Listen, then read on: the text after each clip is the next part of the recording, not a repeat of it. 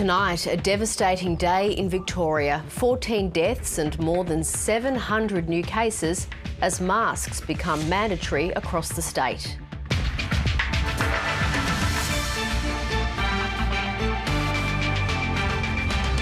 While in Brisbane, 3 women are charged for not declaring they'd travelled from Victoria. A ray of sunshine for the tiny town of Elliot, which could soon be powering up Singapore. And ready for launch, NASA's latest Mars rover, ready to explore the red planet.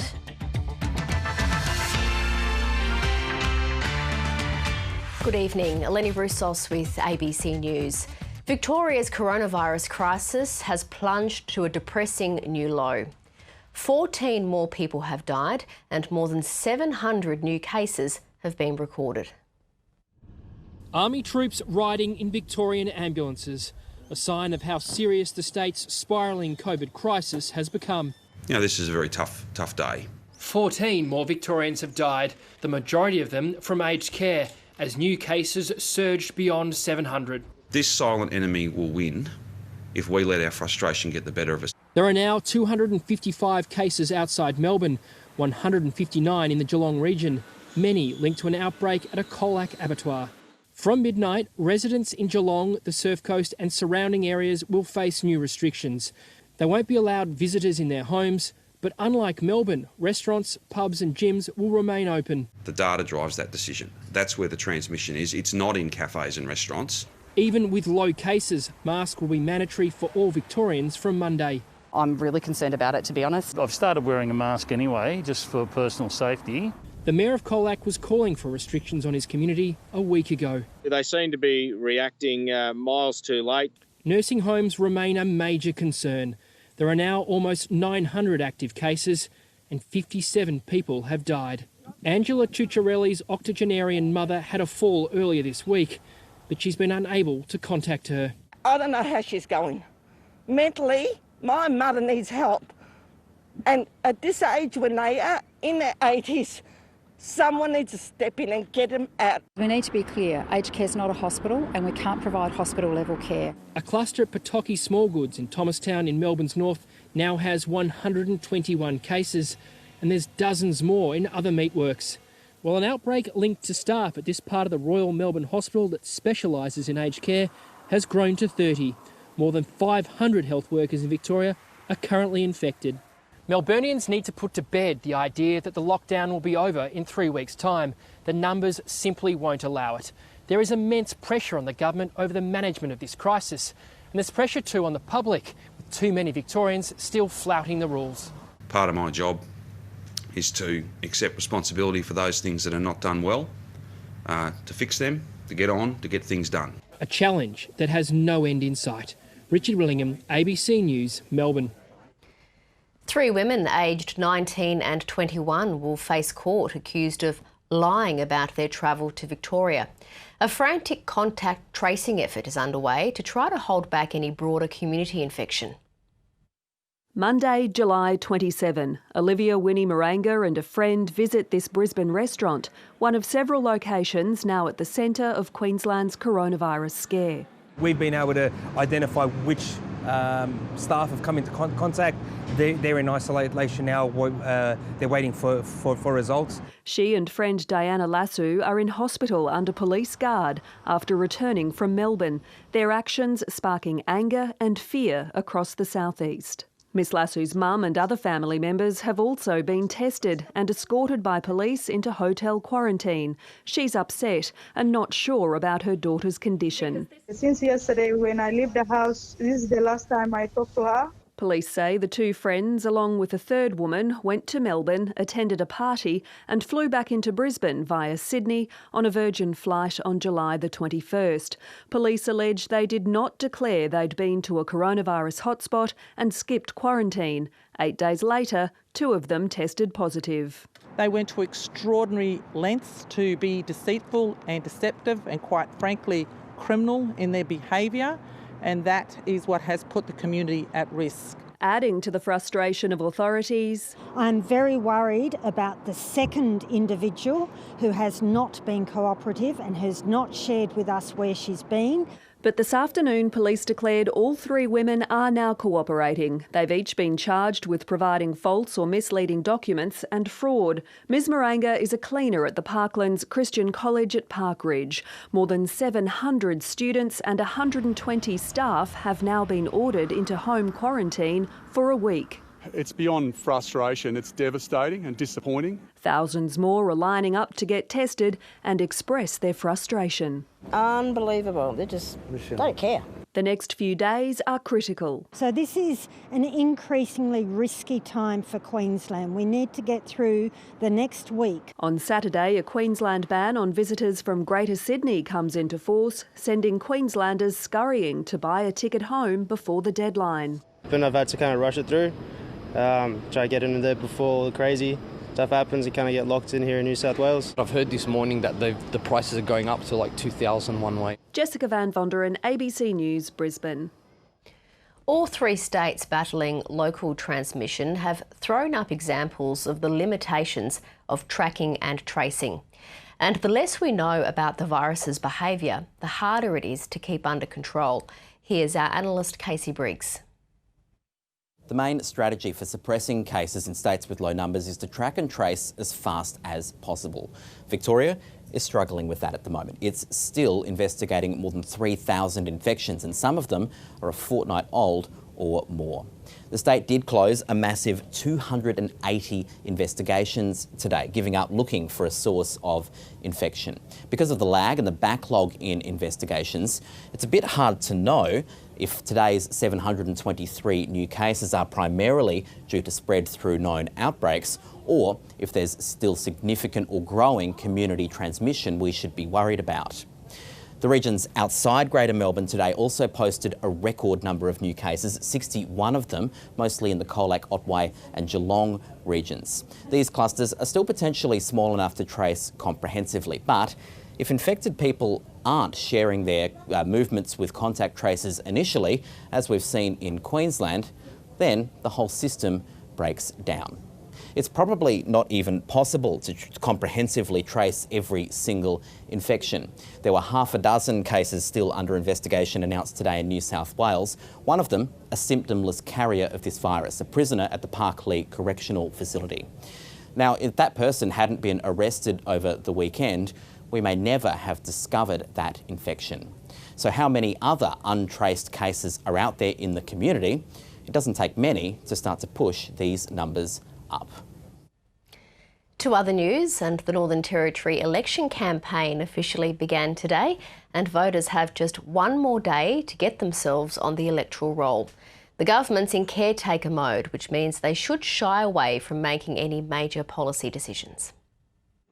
As the government slipped into caretaker mode, it was keen to focus on coronavirus. We are really in this for the long haul. And spruik stimulus spending on more tourism vouchers, which won't open up for application until November and next year, along with aircraft storage upgrades. Caretaker goes to obviously the ability to make a decision.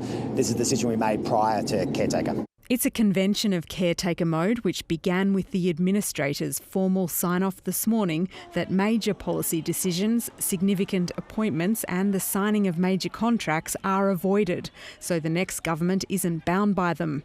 And with the campaign kicking off, residents have just one more day to make sure they have a say about which party will take the reins. Look, in terms of enrolment for the Northern Territory, we're at close to 141,000 electors, which is about 5,000 more than the 2016 election. The Territory is battling with the worst enrolment rate in the country. It's now about 85% compared to the national rate in the high 90s. Nang dual ballot paper. And the next challenge is getting voters to turn up on election day, with several remote electorates recording a 50% turnout at the last election, something the Commission's trying to turn around. We still know that there's a lot of Territorians out there who aren't enrolled, and my message to them is please make sure you get on the electoral roll. It's easy to enrol. The easiest way you can do it is do it online on our website. For some, the reason remote Indigenous voters are disengaged, aside from the obvious language barriers, is clear. In our consultation and in our governance, it's mutual respect. What I see here is worse than kindergarten kids, and this is our government. So the trust is automatically gone from our power players just by that experience in 10 minutes. Social distancing and single-use pencils are some of the differences voters will notice at polling booths in August because of the pandemic. And while you can turn up on the day, even if you're not enrolled, the Commission's urging people to avoid that paperwork and get on the roll tomorrow. Felicity James, ABC News. Aboriginal justice, fracking and the high cost of living have dominated an NT election debate held in Darwin last night. Leaders of the Territory's major parties made pledges in the debate, hosted by the NT Council of Social Services. Matt Garrick reports. First there were grins, then there weren't. I'm just pointing out the facts to remind the audience. Yeah, anyway. On the eve of the Territory election campaign's formal kick-off, the NT Council of Social Services hosted a debate to see where the main parties stood on some of the region's toughest social issues. And have agencies like Territory Family... Leaders of the Country Liberals, Territory Alliance and the Greens took part, We've established the first point. while Labor was represented by Attorney General Natasha Files. Perhaps I can cheekily call her Labor's alternate leader. Always was, always will be. There was some unity, with all parties committing to bettering Aboriginal justice, albeit with no real timeline for when. At some points, the debate grew fractious, particularly in the field of onshore gas. We have Territory Alliance who are flip-flopping and changing their policy. The CLP have said that they'll scrap the 135 recommendation. Tash, I don't know where you're getting your notes from this evening. You know, when new facts emerge, it's not a bad thing to change your position.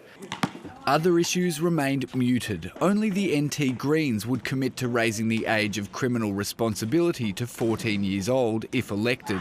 And there was no certainty from most parties on a future homeless shelter for Katherine or a proposed anti-racism strategy. But the major parties seem more focused on corporate profits than investing in improving living conditions.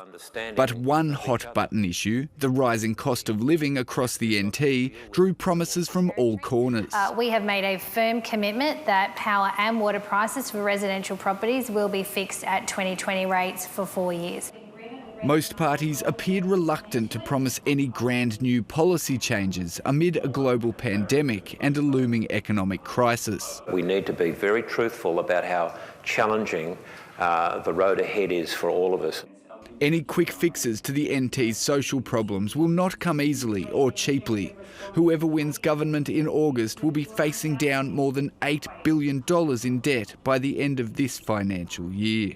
Matt Garrick, ABC News. One person missing from last night's leaders' debate in Darwin was the leader, Michael Gunner. The Chief Minister said this week that this wouldn't be a normal election campaign for him. Reporter Jacqueline Breen joins us from outside Parliament for some election analysis. Jack, what did we see from the Chief Minister this week? Eleni, we saw him in an ad at the start of the week, Labor released campaign ad starring the Chief Minister Michael Gunner, using coronavirus and the government's handling of it as their re-election pitch. Michael Gunner said that Labor has saved lives and jobs with their handling of the crisis, and he's telling voters that we're not out of the woods yet and that they should stay the course with his government. He says it won't be a normal election campaign for him because he'll be busy managing the crisis, participating in national cabinet link-ups. He did make time this week to join Treasurer Nicole Madison to finally give us a better look at the state of the Territory's finances. They have, of course, gotten worse. We will reach $8.3 billion in debt this financial year. Labor was claiming that the documents we saw this week provided proof in the figures for last year's deficit that its budget repair efforts were working. And although there is some evidence that's the case, we could also see that some spending has in fact just been delayed. So that wasn't the full story, Eleni. Jack, the state of the Territory's budget and economy will still be a key issue no matter who wins office. What was the pitch from the challengers this week? Eleni, everybody is promising to fast-track approval times for developments, but nobody is being specific about how they'll do that. One practical policy difference is the CLP's promise to scrap Labor's changes to the mining tax. CLP leader Leah Finocchiaro says it makes it difficult to estimate the royalties that companies will pay, and that's deterring investment. Labor says that they're a crucial revenue source right now, that mining in the Northern Territory is healthy at the moment, and that's proof that they have got the tax balance right. Nobody is arguing about the coronavirus spending that is happening at the moment. That has tripartisan support. Eleni. Thank you, Jack. Still to come this hour, how an email mix-up led to one of Australia's worst coronavirus outbreaks. The Australian Border Force made a serious mistake. 3,000 people got off that ship into the public and just passed it around everywhere. Plus, we take you inside Australia's biggest COVID hotspot. That's coming up. Federal, state and territory governments have agreed to a historic plan to reduce Indigenous imprisonment rates, suicides and child removals within a decade. Indigenous Affairs correspondent Isabella Higgins reports. For the First Nations peoples of the Pilbara, today was one to celebrate. Not because of a new policy, but a new dialysis facility that will keep more people on country. This is where I belong, because being a stolen generation, I'll come full circle and I'll come back home to live and die. This West Australian community knows all too well the persistent health problems Indigenous Australians face, including shorter life expectancy. After years of negotiation, on the other side of the country, the Prime Minister laid out the nation's overhauled Closing the Gap plan. This is not something the Commonwealth can even pretend to think it can do alone.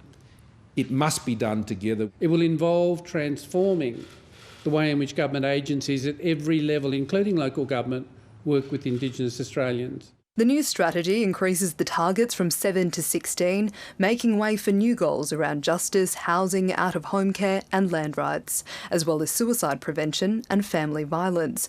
But more work is needed to define these two goals. Old education and employment targets have been modified, while the goal to close the gap in life expectancy remains. The Indigenous infant mortality target has been scrapped in favour of a focus on baby birth weights. The National Agreement may not include everything our people want or need to make lasting change to our lives, but this is a huge step forward. It's definitely a very missed opportunity, particularly when we're looking at ever-increasing rates of incarceration.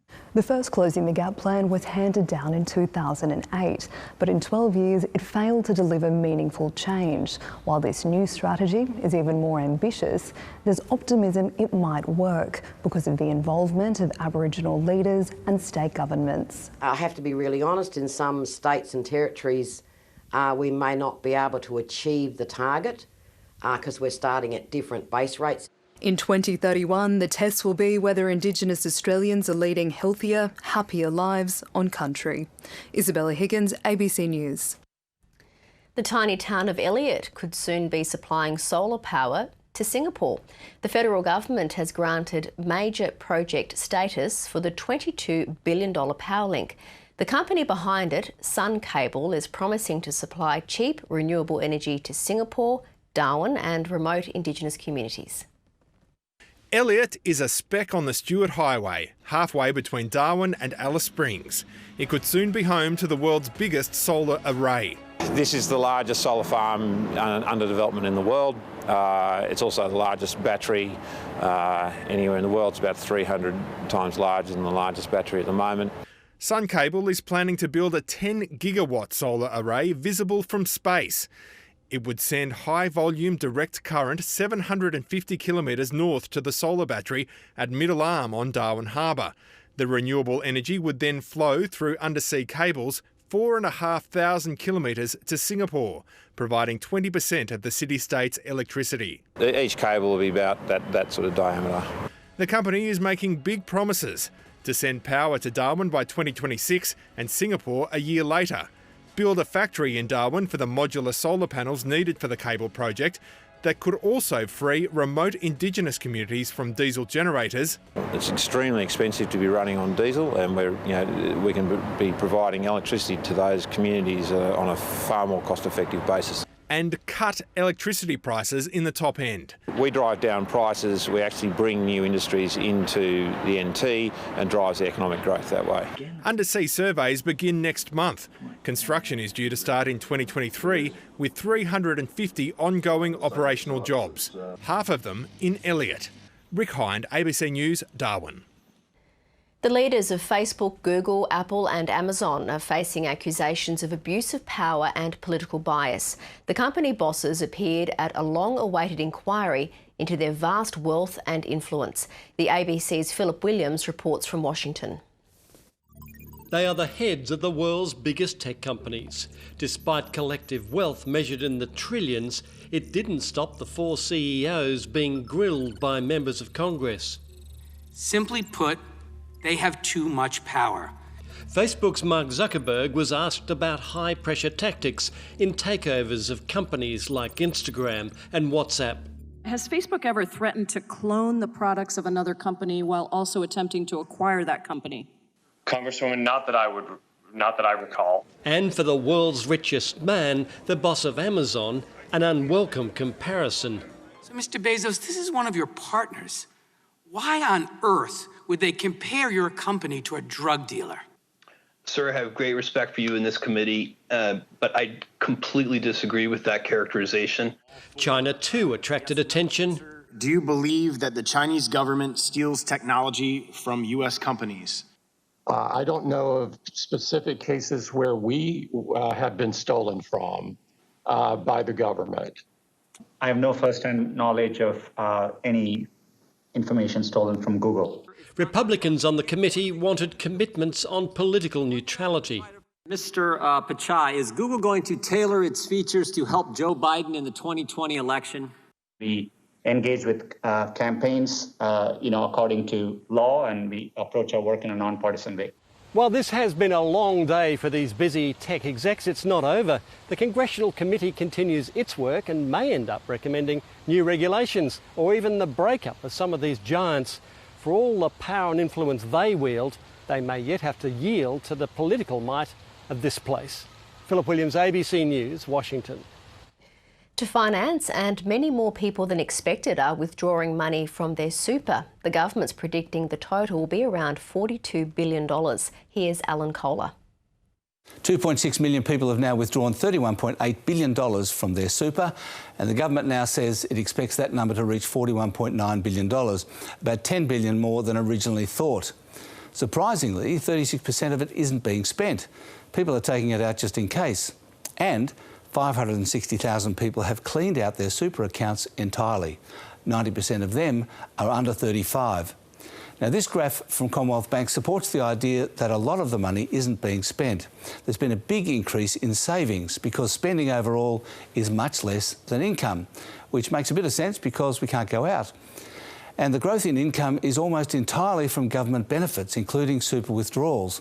There was a big spurt in incomes in July, due mainly to the second $750 paid to pensioners. And of course, the problem is that the orange government benefits part of this graph has a time limit, based on the idea that jobs will return and that the wages contribution will expand to replace government benefits. Well, here's a graph comparing employment in this recession with the previous two recessions in the 80s and 90s, and it's pretty shocking, isn't it? Maybe because the fall this time has been so sharp, the bounce will be sharper as well, but no one knows that. The share market bounced today, regaining all that was lost on Tuesday and Wednesday, with CSL, Fortescue and JB Hi-Fi among the biggest gains. And that followed a 1.2% rise in New York last night, after Federal Reserve Chairman Jerome Powell said, "We're not even thinking about raising rates," adding a third thinking about the last month's too. And finally, the Australian dollar is roughly steady in the mid-71s. And that's finance. The two Sydney AFL teams left the city today, headed for Queensland, not knowing when they'll return home. They joined hundreds of players, families and staff headed to hubs in the Sunshine State as the league battles to hold its patchwork season together. In an ever-changing AFL season, it was the Sydney club's turn to hit the road today, albeit on short notice. To turn a club around, I guess, of a travel party of 90 in effect the space of 6 hours has had some challenges, but we've got there. Majority of our younger boys are super keen on it, getting up to a warmer state and just being together 24/7 is pretty exciting. We enjoy away trips as they are anyway. The Swans and Giants don't know their return date, but do know they'll play 2 games in Queensland before heading west to another hub in Perth. We've spoken a lot about just the unique challenges and the need to adapt and be flexible, and probably no better footy example than the Sydney Derby being played in WA. Hundreds of other players, partners and families from Victoria also headed north today.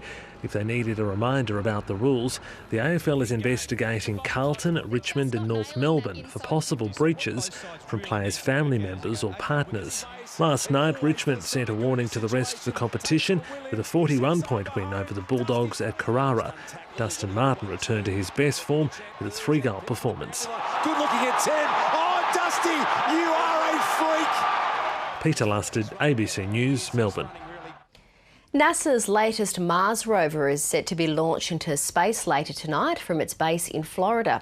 It's headed on an ambitious mission to search for ancient microbial life on the red planet and set the scene for human exploration.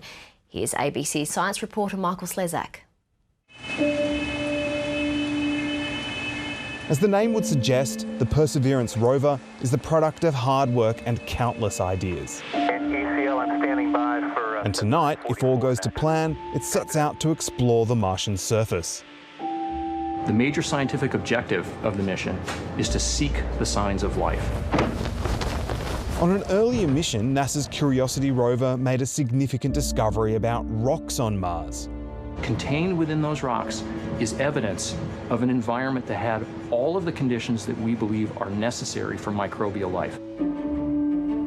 Now Perseverance is on a mission to find preserved evidence of life forms in the remnants of an ancient lake in Jezero Crater. In Jezero, we have probably one of the most beautifully preserved delta deposits. Spacecraft orbiting Mars have collected data from the location for a while. But to find signs of ancient life, we need to look closer. Much closer. Packed into the kit, Perseverance is carrying 19 cameras to examine the landscape and watch out for hazards. This one here is looking for organic molecules, and this one is using X-rays to examine the chemistry of rocks. Inside the craft's body is a device that will try to make oxygen from the carbon dioxide in Mars's atmosphere. It's also carrying a helicopter weighing just 1.8 kilograms that will attempt controlled flight on Mars for the very first time. And also built into the robotic arm is a drill that will take rock samples. To retrieve those samples, yet another mission will be needed. That will be the first time in history that we've done a Mars return mission. In fact, it's the first time in history we've done a return mission from any planet. Something to look forward to 2031 for.